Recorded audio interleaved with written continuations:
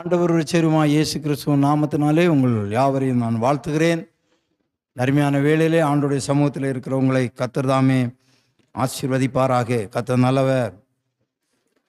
கலாத்தியர் 4ஆம் அதிகாரம் 11ஆம் வசனத்தை வாசிக்கலாம். கலாத்தியரின் புஸ்தகம் 4ஆம் அதிகாரம் 11ஆம் வசனத்தை நாம் வாசிக்கலாம். நான் உங்களுக்காக பிரயாசப்பட்டது வீணாய் போயிற்றோ என்று உங்களை குறித்து பயந்திருக்கிறேன். சோதரம். இந்த நாளின் செய்தியின் தலைப்பு வீணாய் போகக்கூடாது என்ற தலைப்பின் கீழே நான் உங்களோடு தேவனுடைய வார்த்தையை பகிர்கிறேன். கர்த்தருக்கு ஸ்தோத்திரம். பவுல் இங்கே ஒரு வார்த்தையை சொல்லுகிறார். நான் உங்களுக்காக பிரயாசப்பட்டது வீணாய் போயிற்றோ என்று உங்களை குறித்து பயந்திருக்கிறேன் என்று சொல்லுகிறார். ஸ்தோத்திரம். பவுலப்போஸ்தலனுக்கு ஒரு பயம் வந்துருச்சு. ஆமாம், அவர் ராஜாக்களுக்கே பயப்படாதவர், எதுக்குமே பயப்படாத ஆள். ஆமாம், ஒரு முறை அவர் பிரயாணப்பட்டு போகும்போது பயங்கரமான கப்பல் சேதம் வந்து விட்டது. ஆமாம்,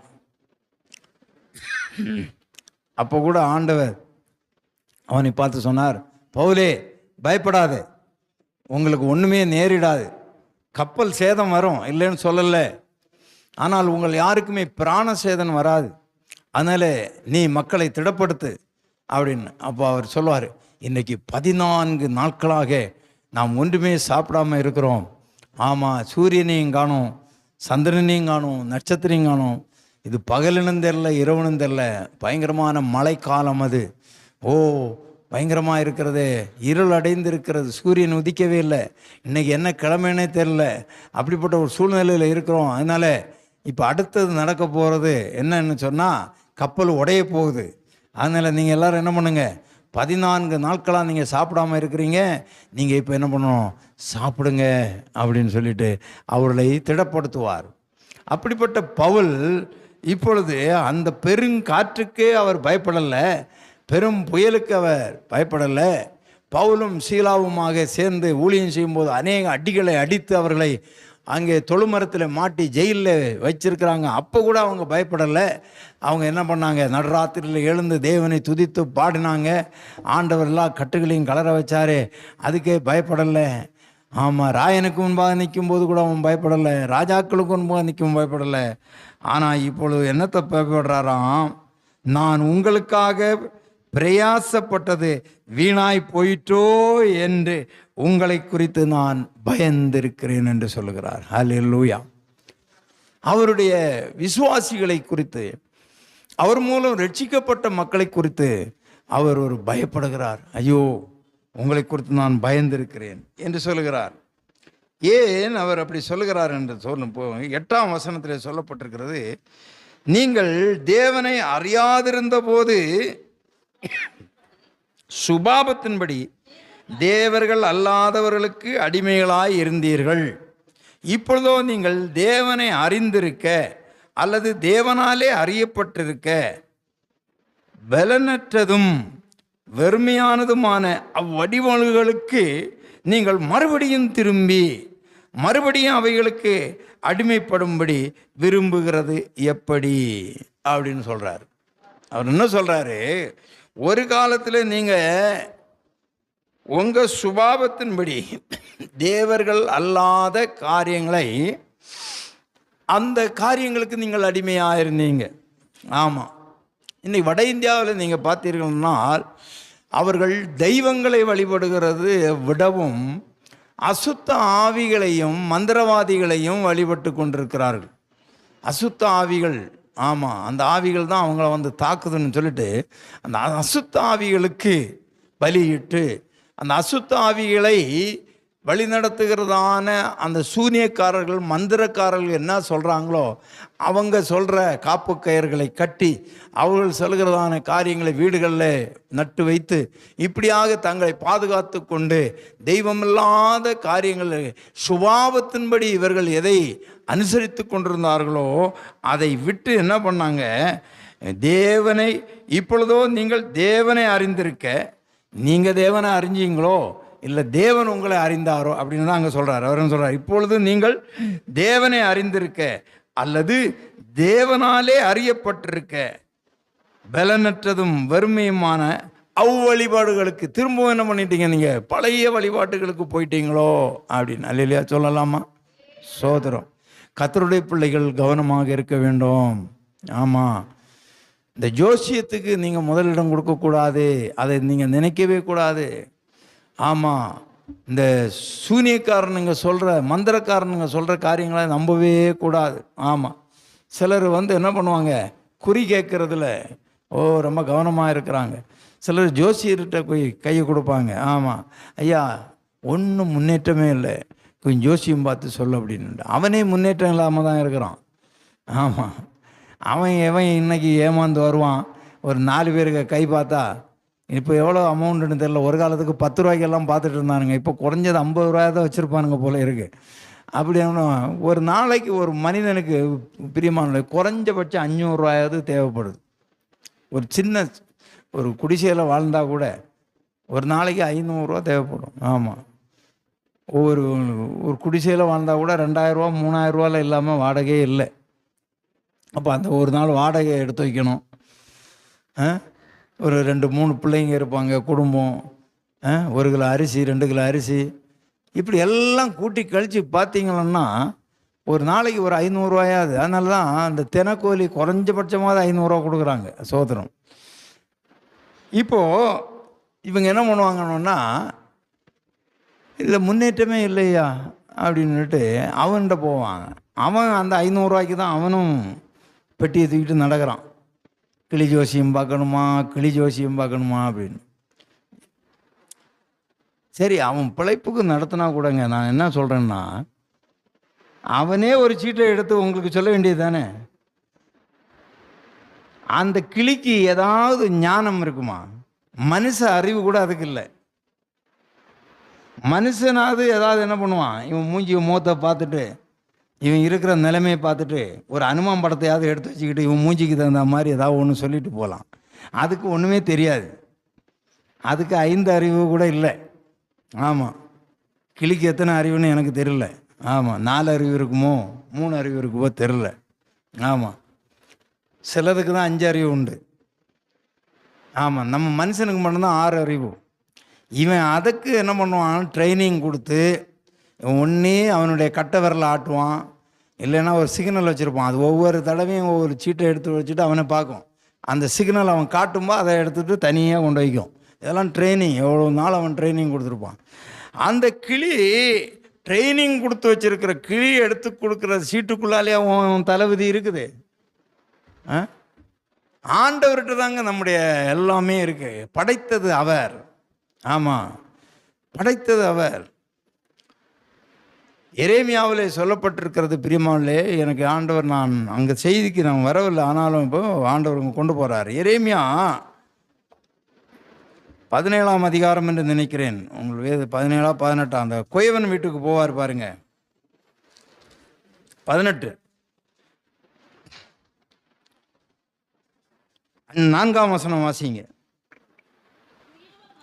குயவன் வனைந்து கொண்டிருந்த அந்த மண் பாண்டம் அவன் கையிலே கெட்டு போயிற்று. அப்பொழுது அதை திருத்தமாய் செய்யும்படி தன் பார்வைக்கு சரியாய் கண்டபடி குயவன் அதை திரும்ப வேறே பாண்டமாக வனைந்தான். இதுதான் நம்முடைய ஆண்டவருடைய காரியம். நம்முடைய ஆண்டவர் நீங்கள் பின்னால் போகும்போது அவர் சொல்லுவார், குயவன் சொல்கிறது யார்? அது நான் தான் குயவன். இந்த களிமண் யார்? இஸ்ரவேல் வீட்டார் தான் களிமண் அப்படின்னு சொல்லுவார். 6ஆம் வசனத்தில், இஸ்ரவேல் குடும்பத்தாரே, இந்த குயவன் செய்தது போல நான் உங்களுக்கு செய்யக்கூடாதோ என்று கர்த்தர் சொல்கிறார். இதோ இஸ்ரவேல் வீட்டாரே களிமண், குயவன் கையில் இருக்கிறது போல நீங்கள் இருக்கிறீர்கள் அப்படின்னு சொல்கிறார். அப்போது இந்த குயவன் யார் என்றால் இயேசு கிறிஸ்து.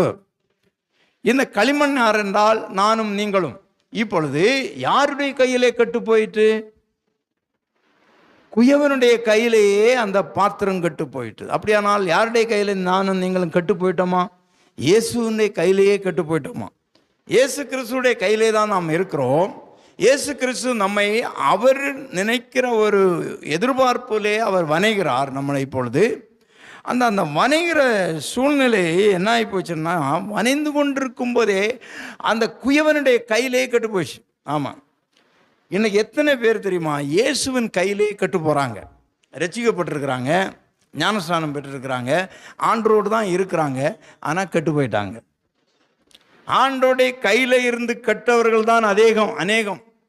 ஆமாம், அநேகர் சொல்லுவாங்க, நான் ரட்சிக்கப்படுறதுக்கு முன்னால் பாவம் செய்தது கொஞ்சம், ரட்சிக்கப்பட்ட பிறகு தான் நிறைய பாவம் செய்தேன்னு சொல்லுவாங்க. கொஞ்சம் யோசித்து பாருங்கள். நீங்கள் ரட்சிக்கப்பட்ட பிறகு பொய்யே சொல்லலையா? நீங்கள் ரட்சிக்கப்பட்ட பிறகு உங்கள் வாயிலிருந்து கெட்ட வார்த்தையே வரலையா? வேதத்தின்படி தான் நீங்கள் நடக்கிறீங்களா? அப்போது நான் கர்த்தருடைய கருத்தில் தான் இருக்கிறோம். கர்த்தருடைய கருத்தில் எப்படி போயிட்டோம்? இப்போது கெட்டு போயிட்டோம். இப்போ கெட்டு போன உடனே ஆண்டவர் அதை, இந்த குயவனை நல்லா கவனிங்க, குயவன் இயேசு, களிமண் நாம். இப்போது கர்த்தர் வணைகிறார், அவருக்கு ஒரு சித்தமான ஒரு பாத்திரமாய் வணைகிறார்.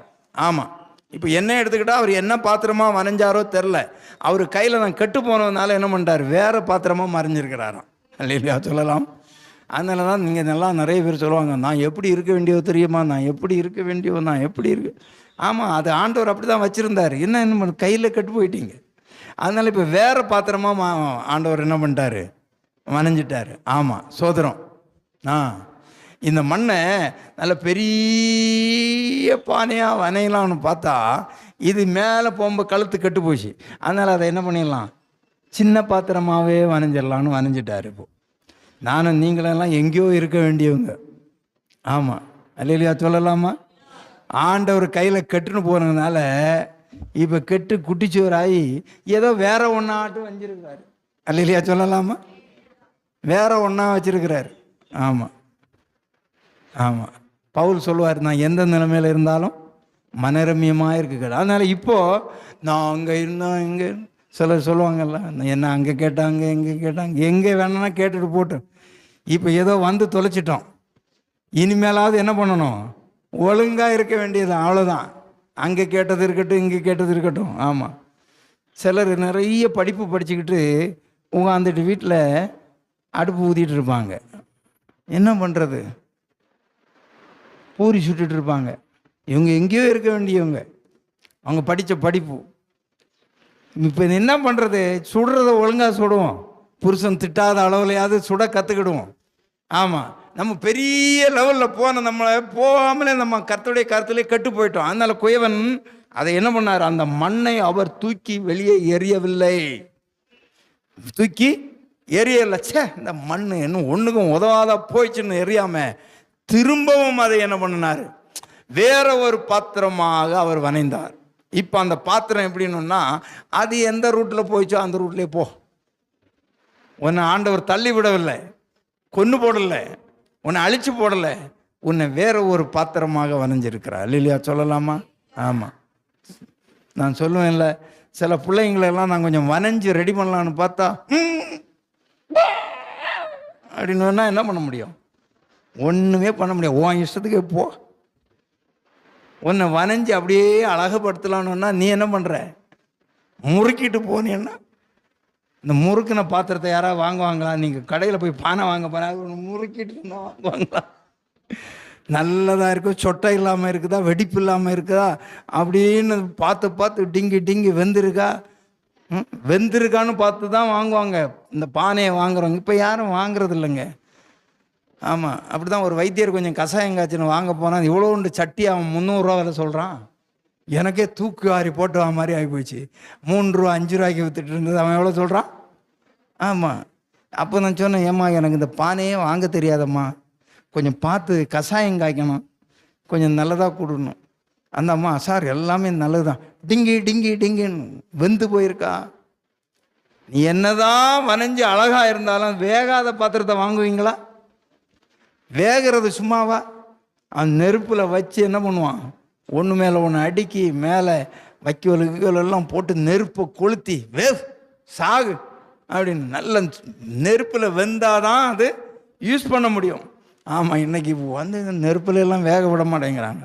அம்மா அங்கே கூப்பிட்டா அது அங்கே முறுக்கிட்டு போகுது, வேகாத பாத்திரமாக தான் எல்லாம் இருக்குது. சோதரம். ஆமாம், புரிஞ்சவங்க புரிஞ்சுக்கிடுங்க, அவ்வளோதான். ஆண்டவருக்கு சோத்திரம். அதுக்கு மேலே நான் என்ன ஒன்றுமே செய்ய முடியாது. ஆண்டோடைய கருத்தில் கெட்டு போயிட்டா அவர் அந்த மண்ணில், அதுக்கு மண்ணுக்கு சக்தி இவ்வளோதான்.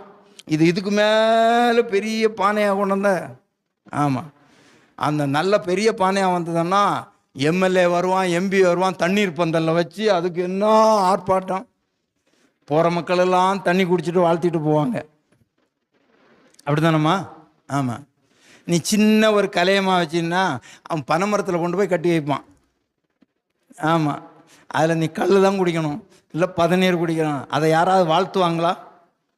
யாரும் வாழ்த்த மாட்டாங்க. அப்பா இந்த பானை நிழலில் அதுக்கு ஒரு நிழல் மறைப்பு கட்டி சுத்தமாக வச்சு குடிநீர்னு எழுதி போகிறவங்கெல்லாம் ஐயோ பானை தண்ணி எவ்வளோ டேஸ்ட்டுன்னு எழுப்பி குடிப்பாங்க. அப்படி தானம்மா?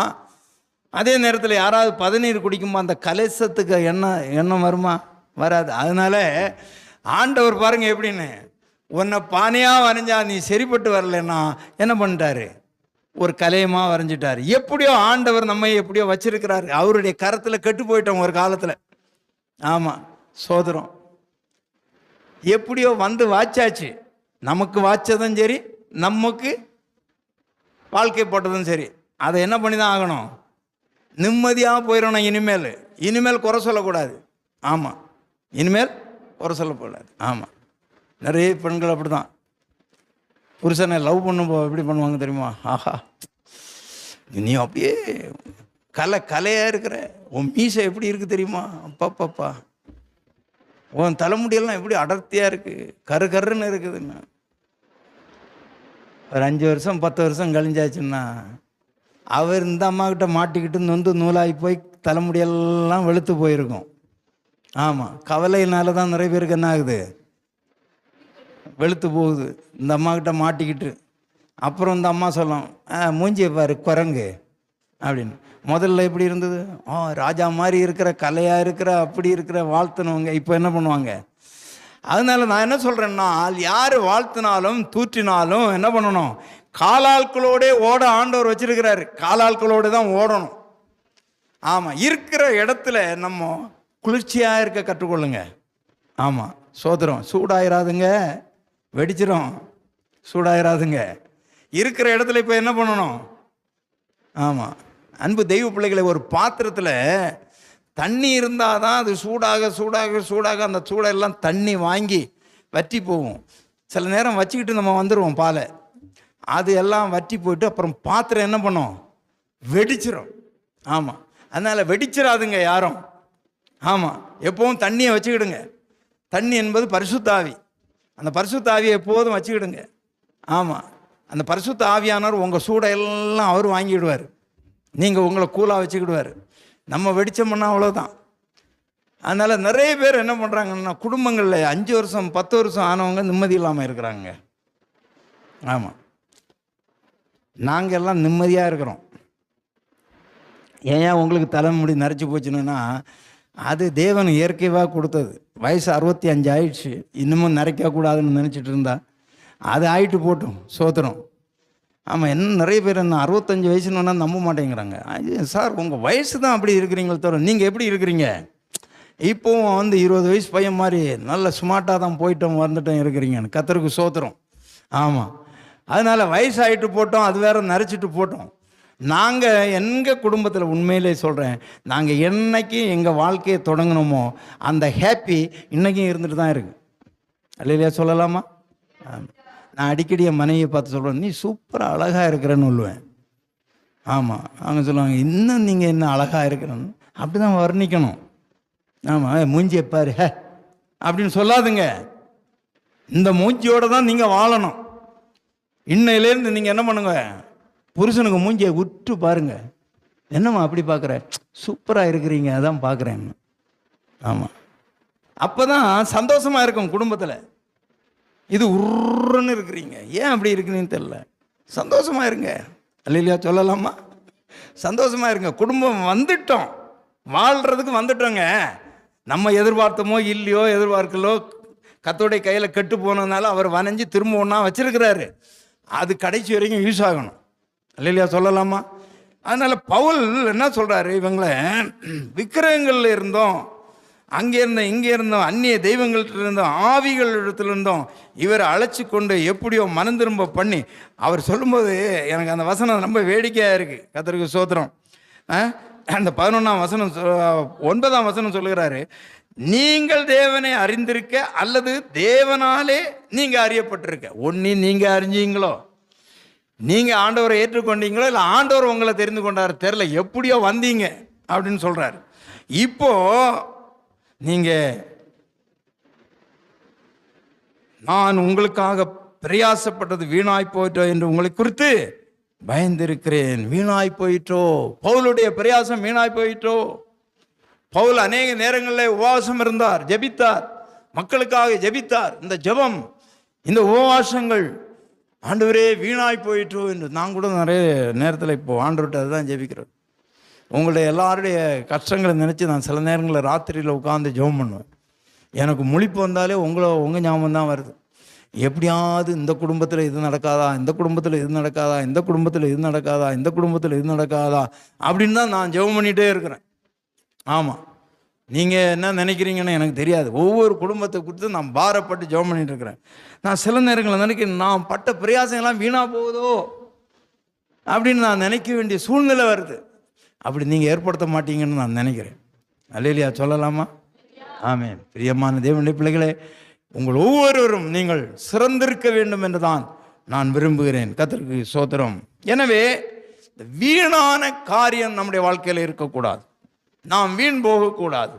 வீணாக நாம் பவுல் ஒரு இடத்துல சொல்லுவார், நான் வீணாய் பிரயாசப்பட்டேன் என்கிறதான அந்த துக்கம் எனக்கு இருக்காது என்று சொல்கிறார். ஆமாம், நான் பட்ட பிரயாசத்துக்கு நிச்சயமா பலன் உண்டு என்று சொல்றார். ஆமென். அல்லேலூயா சொல்லலாமா? மார்க் 7:7 வாசியுங்கள். மார்க் 7:7. நான் வேகமாக வசனங்களை சுட்டி காட்டி விட்டு நான் போய்விடுகிறேன்.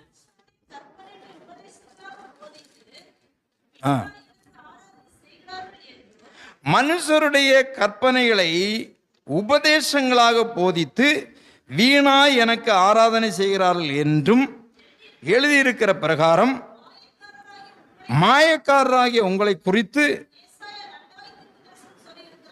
ஏசாயா நன்றாய் தீர்க்க தரிசனம் சொல்லி இருக்கிறார் என்று இங்கே ஒரு வார்த்தையை பார்க்கிறோம். இங்கே அவர் சொல்கிறார், மனுஷனுடைய கற்பனைகளை உபதேசங்களாக போதித்து. நான் சொல்லுவேன் அடிக்கடி, சில சபைகள் இருக்கிறது, அந்த சபைகளுக்கென்று ஒரு உபதேசம் இருக்கிறது. நல்லா நீங்கள் கவனிக்க வேண்டும். வேதம் எல்லாருக்கும் ஒன்றுதான். சில சபைகளில் உபதேசம் இருக்கிறது. சபை உபதேசம்ல இந்த சதுசேயர் பரிசேயர் எல்லாம் இவங்களுக்கே ஒரு கற்பனையை உருவாக்கிட்டாங்களாம். இவங்களே என்ன பண்ணிட்டாங்க, ஒரு கற்பனை, மனுஷருடைய கற்பனைகளை உபதேசங்களாக்கி கொண்டு. இந்த சதுசேயர் பரிசேயரை பற்றி சொல்லப்படணும். அதாவது என்ன பண்ண சொல்லிருக்கணும், பாரமான சுமைகளை மக்கள் மேலே சுமத்துவாங்களாம். இவங்க அதில் ஒரு விரலில் கூட என்ன பண்ண மாட்டாங்களாம், தொடமாட்டாங்களாம். ஆமாம், பாரமான சுமைகளை. ஆமாம், அதனால் இன்றைக்கு நான் நிறைய பிரசங்கிமாருக்கு நான் எதிர்த்து நிற்பதற்கு காரணம் என்னென்றால், அவர்கள் போதிக்கிறதுபடி வாழ்கிறது கிடையாது. அதனால தான் நான் அவர்களிடத்தில் கோபித்துக் கொள்கிறது, அவரோடு கூட ஐக்கியமாக போக முடியாமல் இருக்கிறது காரியம்தான். அவங்க சொல்லுவாங்க, நான் உங்களுக்காக உபவாசிக்கிறேன் ஜெபிக்கிறேன்னு சொல்லுவாங்க. நான் அப்படி சொல்லவே மாட்டேன். நான் உங்களுக்காக ஒரு நாள் கூட உபவாசிக்க மாட்டேன். ஆனால் நானே உபவாசிக்கிறதே கிடையாது. எனக்கு அது தேவையில்லை. உபவாசம் தேவையில்லை. உபவாசம் எனக்கு தேவையில்லைங்க. உங்களுக்கு வேணும்னா நீங்கள் உபவாசிக்கிடுங்க. ஒரே ஒரு காரியம் கேட்பேன், அதை நீங்கள் புரிஞ்சுக்கிட்டீங்களா, நீங்கள் சாகிற காலம் வரைக்கும் உபவாசம் இருக்க மாட்டீங்க. புரியுதா? உபவாசம் இருக்கிறோம் அப்படின்னு. நம்ம அப்பா யாருங்க? ஏசப்பா. அவர் அன்புள்ளவரா இல்லையா? அவர் நம்முடைய சிநேகிதன் என்று சொல்லியிருக்கு. புரியுதா சொல்கிறது? நம்முடைய அப்பா சிநேகிதன். புரியுதா? அந்த சிநேகிதன்கிட்ட, அப்பா கிட்ட நம்ம ஏதாவது கேட்கணும்னா உண்ணாவிரதம் இருந்து கேட்கணுமா? எதுக்கு உண்ணாவிரதம் இருக்கிறான் உலகத்தில்? நான் சாகாமல் செத்துற போகிறேன், நீ இந்த கோரிக்கையை நிறைவேற்றலைன்னு நான் சாகாமல் செத்துற போகிறேன்னு அவனும் சாப்பிட்டுட்டு தான் அங்கே போய் உட்காந்துருப்பான். அது வேற. ஆனால் அவன் பேசுறது என்ன? அதில் சிலர் இருக்கிறாங்க. சிலர் இருந்து என்ன பண்ணுவாங்க, அவன் சாவ போகிறான்யா, அவனை கொண்டு குளுக்கோஸ் ஏற்ற கொண்டு போகிறாங்களோ, மயங்கி போட்டு விழுந்துட்டாங்கன்னு இருக்கிறாங்க. ஏன்?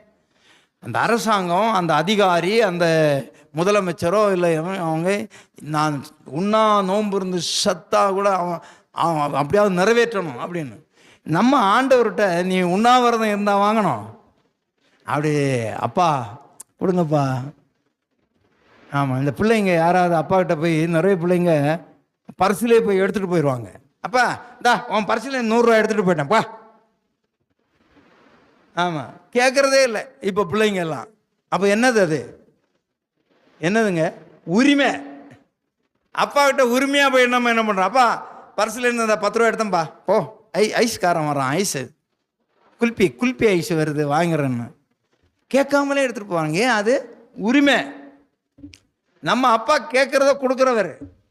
நான் போய் உட்காந்துட்டு நான் சாப்பிட மாட்டேன், நான் உண்ணாவிரதம் இருந்து ஜோம் பண்ணுறேன், நீர் இந்த காரியத்தை செய்தது வரைக்கும் நான் சாப்பிடவே மாட்டேன் போ.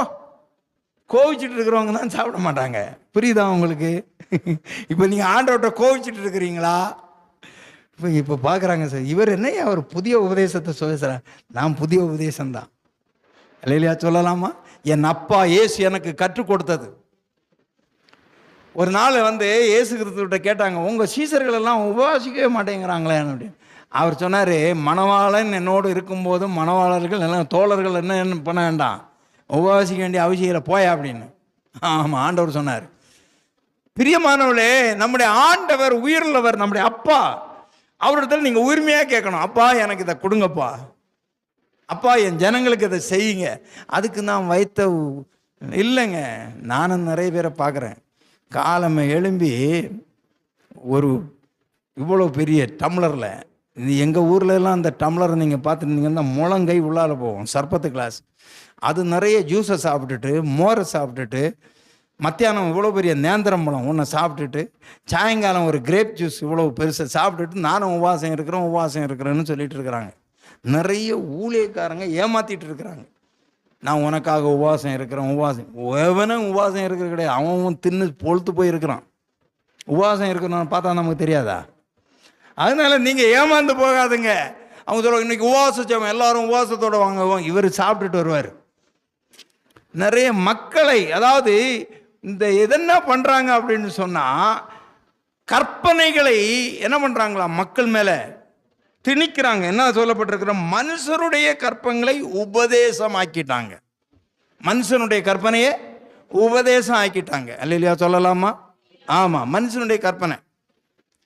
ஒரு மூத்த ஊழியக்காரர், ஆமாம், கிட்டத்தட்ட அவர் 50 வருஷத்துக்கு மேலே ஊழியம் செய்தவர். ஊழியத்திலே கல்யாணமே ஆகாமல் ஒரு சன்னியாசினியாக இருந்து மரித்தவர்கிட்ட ஒரு ஊழியக்காரன் கேட்டான். அவர் என் வீட்டுக்கு வந்திருந்தப்போ, ஒரு ஐயா தப்பாக எடுக்காதுங்க, உங்ககிட்ட நான் கேள்வி கேட்குறதுக்கு தகுதிகளும் இல்லை, நீங்கள் ஏன் விசுவாசிங்க மீசை வைக்கக்கூடாதுன்னு எங்கேயாவது பைபிளில் இருக்குதாயா அப்படின்னு. அவர் அதுக்கு பதிலே சொல்ல முடியல. அந்த ஊழியக்காரர் அவர் பதிலே சொல்ல முடியல. வேதத்தில் எங்கேயுமே இல்லைங்க. நீ மீசை வச்சா என்ன, மீசை வைக்கட்டா என்ன, நீ கலர் புடவை கட்டினா என்ன, நீ ஒயிட்டு புடவை கட்டினா என்ன. நீ ஒயிட்டு கட்டுறவங்க தான் பரலவம் போவாங்க, கலர் கட்டுறவங்க பரலவம் போக மாட்டாங்கன்னு இல்லவே இல்லை. வேதத்தில் ஒயிட்டு கட்டணும்னு எங்கேயுமே எழுதப்படலைங்க. அப்போ நீங்கள் ஏன் ஒயிட்டு கட்டுறீங்கன்னு? சரி, கொஞ்சம் வெள்ளையாக வந்தால் கொஞ்சம் நல்லா இருக்குமான்னு தான் வெள்ளையும் சொல்லையுமா இருக்கிறாங்கன்னு சொல்லுவாங்கல்ல. ஆமாம், இவரும் பரிசுத்தம் வாங்கினு நீங்கள் நினச்சிக்கிட்டோன்னு நான் அப்படி வர்றேன். ஆமாம், அது ஒழுங்குகள் இருக்குது, இல்லைன்னு நான் சொல்லலை. நீங்கள் வெள்ளையாக வந்தால் ரொம்ப சந்தோஷம். அந்த வெள்ளையில் யாரும் குறை சொல்ல முடியாது. கலரில் என்னம்மா இப்படி இருக்குது அப்படி இருக்குன்னு குறை சொல்லுவாங்க. ஆமாம், ஆங்கில வேதாகமத்தில் என்ன இருக்குன்னா, உங்களுடைய ட்ரெஸ் ஆனது பிரைட்டாக இருக்கணும்னு சொல்லியிருக்கு. அதைத்தான் அவங்க வெளிப்படுத்தல தான் வெண்வஸ்திரம் தரித்துக்கிட்டு இருந்தாங்க. இங்கெல்லாம் கலர் போட்டவங்கெல்லாம் அங்கே போனால் எப்படி மாறிடுவாங்களாம்? வெண்வஸ்திரம் அவர் கொடுப்பாரு, அவர் எடுத்து வச்சிருக்கிறாரு நமக்கெல்லாம். அங்கே போனவுடனே என்ன பண்ணுவாங்க? வெண்வஸ்திரம். அல்லையா சொல்லலாமா? ஆமாம் ஆமாம், இந்த வெண்வஸ்திரம் தான் கட்டுறதுலன்னு இருக்கிறவங்க வீட்டில் போய் பாருங்களேன், பச்சையும் கருப்பும் சிவப்பும் கட்டிகிட்டு இருப்பாங்க. ஆமாம், நிறைய ஊழியக்கார சகோதரிகள் கூட வீட்டில் கட்டுறது கலரை கட்டியிருக்கிறாங்க. நான் இல்லை, அது ஒரு பெரிய பிரச்சனை இல்லைங்க. நீங்கள் என்ன வேணாலும் கட்டுங்க, உன் உள்ளம் தூய்மையாக இருக்கிறதா? மனிதனுடைய கற்பனைகளை உபதேசம் ஆக்கக்கூடாது என்று இங்கே சொல்ல. அது ஒரு ஆராதனையாக மாறிடுச்சுங்க. ஆமாம், ஒத்தலாமலையும் எல்லா வெந்தயத்துலேயும் ஜீரகத்துலேயும் எல்லாத்துலேயும் தசமபாவம் கொடுத்து ஞாயிற்றுக்கிழமை ஒரு வேலையும் செய்யாமல் போய் உட்காந்துருவானுங்க. இயேசு கிறிஸ்து ஒருத்தனை சுகமாக்குனதே அது ஒரு வேலைன்னு நினச்சிக்கிட்டு என்ன பண்ணிட்டானுங்க, குறை கண்டுபிடிச்சானுங்க. சோத்திரம்.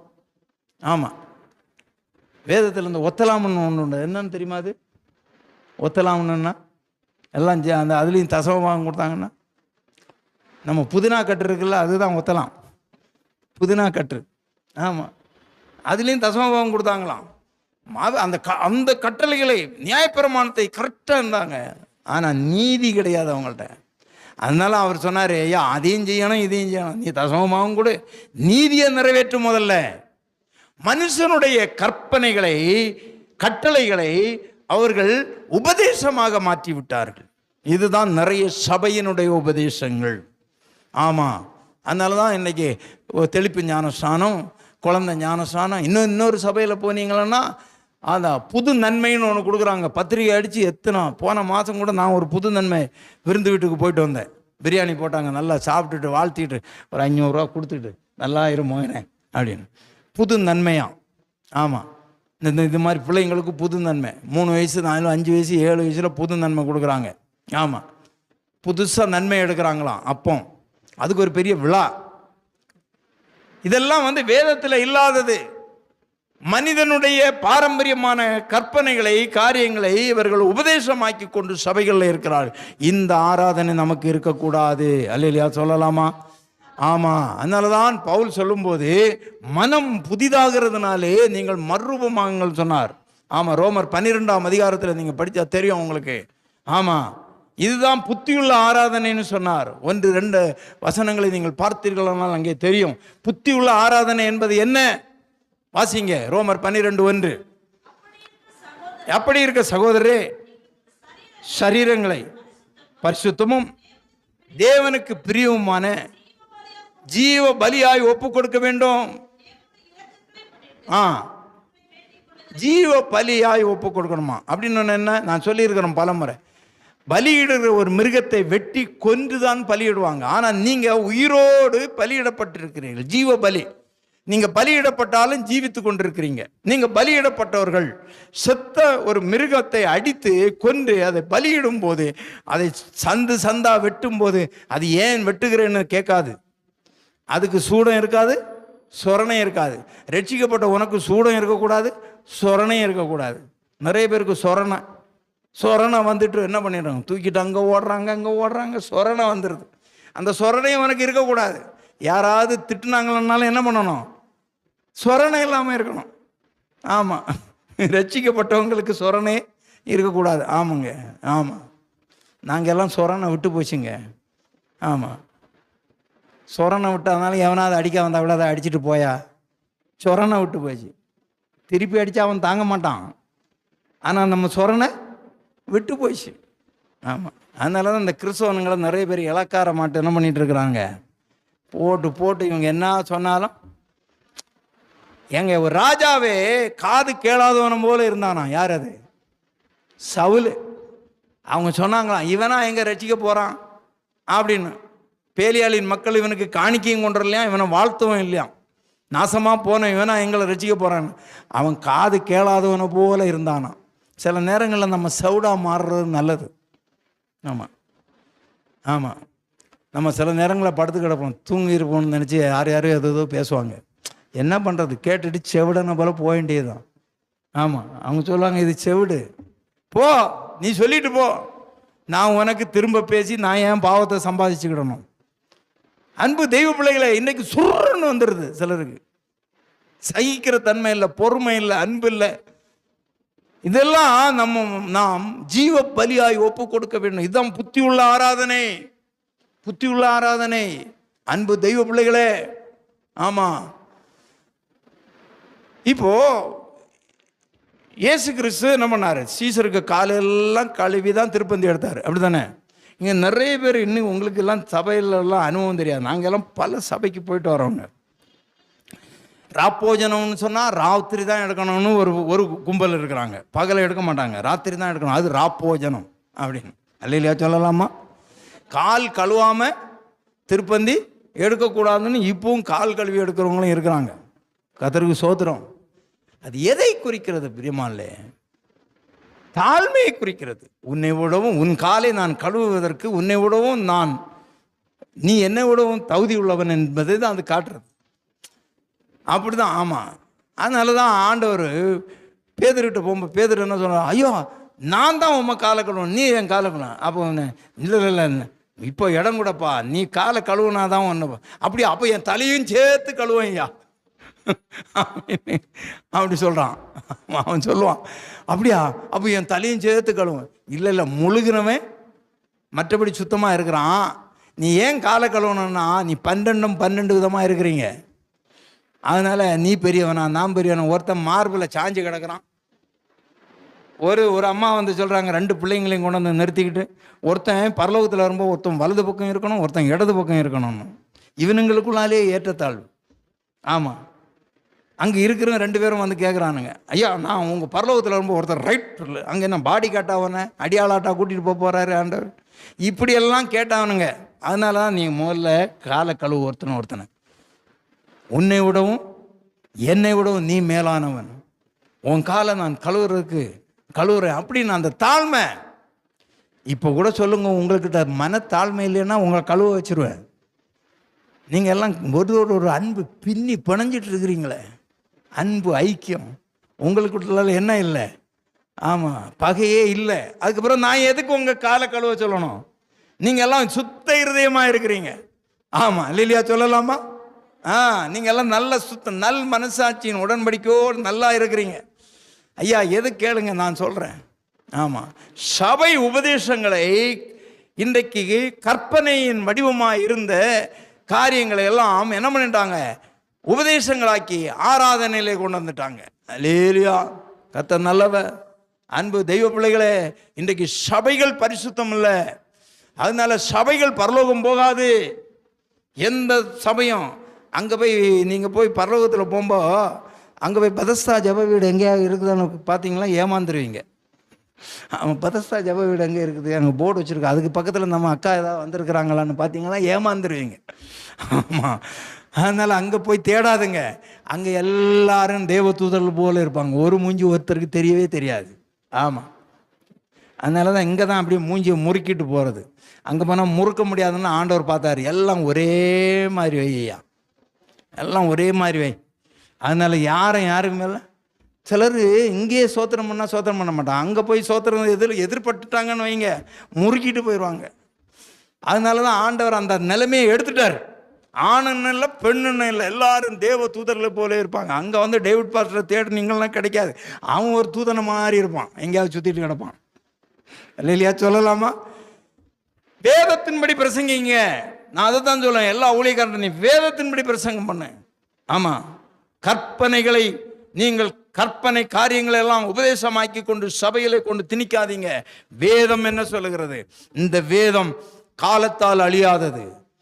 இந்த வேதம் இந்த இடத்துல இந்த வேதம் பிரசங்கிக்கப்படுகிறது.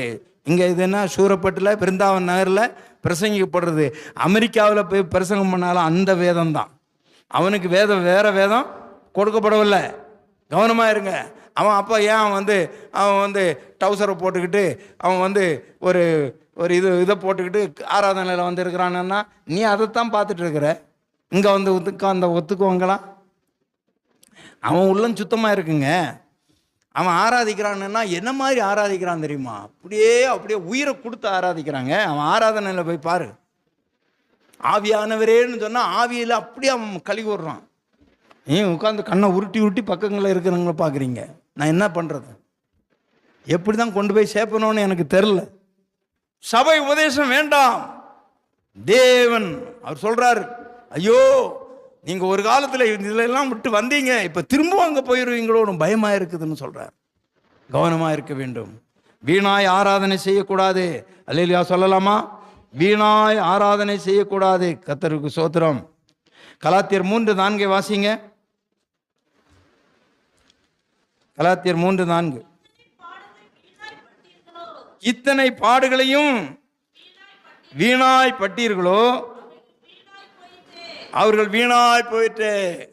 சொல்கிறார், பாடுபடுறது கூட வீணாக போகக்கூடாதான். ஆமாம், பாடுபடுறது வீணாய் போகக்கூடாது. ஒரு பிள்ளையை பெற்றெடுக்க ஒரு தாய் படுகிற வேதனை கொஞ்சம் கொஞ்சம் அல்ல.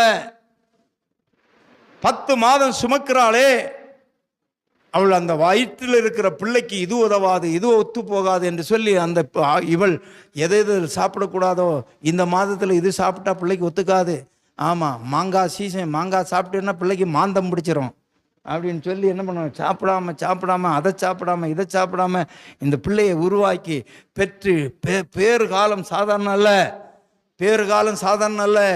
உயிர் போய் பிரசவம் அப்படியே சவமாய் போய் பெற்று எடுத்து பிள்ளையை ஆளாக்கி இது இங்கே கூப்பிட்டு அங்கே முறுக்கிட்டு போகுதுன்னு சொன்னா என்ன? அங்கே வாசிங்க, வீணாய் நான் பட்ட பிரயாசம் இத்தனை பாடுகளையும் வீணாய் பட்டீர்களோ, அவைகள் வீணாய் போயிட்டோ. ஆமாம், வீணா போச்சு பாரு, வீணா போச்சுன்னு. பிரியமான தேவனுடைய பிள்ளைகளே, ஒரு பிள்ளையை பெற்று தன் குடும்பத்தினுடைய மானம் அதில் தான் இருக்கு. பெண் பிள்ளையை பெற்றவங்க சொல்கிறாங்க, நெருப்பை கட்டிட்டு அலைகிறேன் ஐயா, நெருப்பை கட்டிட்டு அலைகிறேன். இந்த பிள்ளையை வளர்த்து ஆளாக்கி நல்ல இதாகி கல்யாணத்துக்கு அவங்க மண்டபம் புக் பண்ணியாச்சு, வீட்டில் தடப்பட அரிசி, அங்கே என்ன வீட்டு அருமையான சொந்த கந்தங்க எல்லாம் ஃபோன் பண்ணி 10 நாளைக்கு முன்னாலே வாங்க கல்யாணம், என் பொண்ணுக்கு கல்யாணம். இது ராத்திரி ஓடி போயிடுச்சுன்னா என்ன, எப்படி இருக்கும் அந்த வீடு? வீணா போச்சுதே, நான் பட்ட பிரயாசம் வீணாய் போயிடுச்சு, என் பட்ட பிரயாசம் வீணாய் போச்சு. ஆண்டவர் சொல்லுவார் ஒரு நாள், நான் கல்வாரி சிலுவையில் ஒரு துளி கூட ரத்தம் வைக்காமல் எல்லாவற்றையும் நான் சிந்தினேனே, நான் பட்ட பிரயாசம் வீணாக போச்சுன்னு சொல்லுவார். நான் என்ன பிரயோஜனம் பிரியமாக? நாம் ஒவ்வொருவரும் படுகிற பிரயாசங்கள் வீணாய் போகக்கூடாது. உங்கள் வீட்டில் படுகிற பிரயாசம் வீணாக போகக்கூடாது. ஆமாம், வீணாக போகக்கூடாது. ஒரு சமையல் செய்தால் கூட அது வீணாய் போகக்கூடாதுங்க. ஒரு ரசம் வச்சிங்களாம் அது வீணாக போகக்கூடாது. ஆமாம், நீங்கள் என்னதான் ஆசையாக மாவை அரைச்சி எல்லாம் பண்ணி எல்லாம் தோசையை சுட்ட புருஷங்கிட்ட கொண்டு போனால் இது மனுஷன் சாப்பிடுவானா, வாயிலே வைக்க முடியலை, என்ன இது நீ அப்படின்னு சொன்னாங்களன்னா அந்த பிரயாசம் எல்லாம் வீணாக போச்சு அல்லவா? அதான் சொல்கிறேன், நீங்கள் எந்த பிரயாசம் படுறீங்களோ வீணாக போகக்கூடாது. நீங்கள் வேலை செய்கிறதுல உள்ள பிரயாசமும் வீணாக போகக்கூடாது. நீங்கள் குடும்பம் நடத்துறதுனால வருகிற பிரயாசம் வீணாய் போகும்.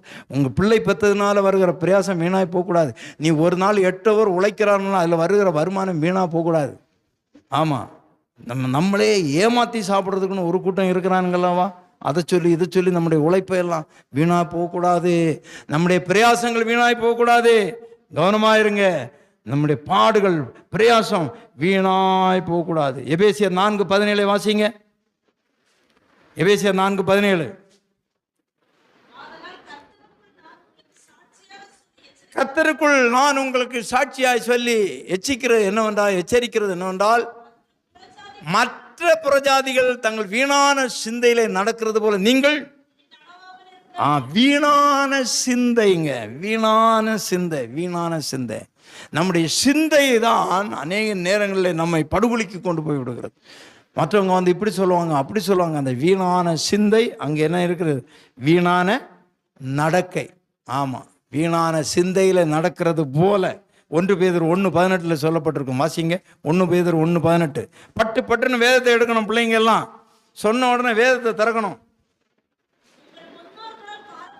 உங்கள் முன்னோர்களால் பாரம்பரியமாய் அனுசரித்து வந்த வீணான நடக்கையினின்று அழிவுள்ள வஸ்துக்களாகிய வெள்ளியினாலும் பொன்னினாலும் நீங்கள் மீட்கப்படாமல்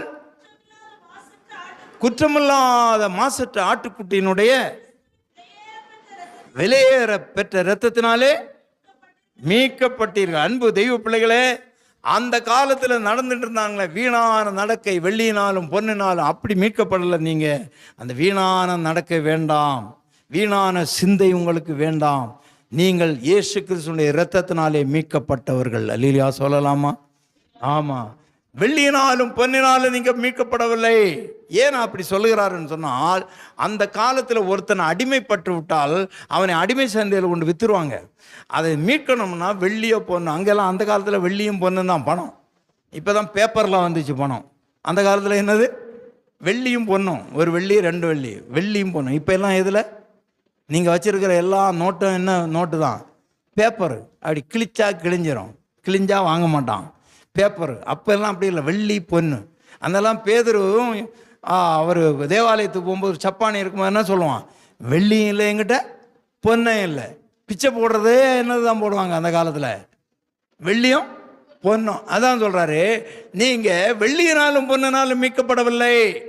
நீங்கள் அடிமையாக இருந்தீங்க, பிசாசுக்கு அடிமையாக இருந்தீங்க. உங்களை மீட்டது வெள்ளியும் பொண்ணும் அல்ல. ஆமேன். அந்த காலத்தில் அடிமை சந்தையில் கொண்டு வெள்ளியும் விற்றுருவாங்க.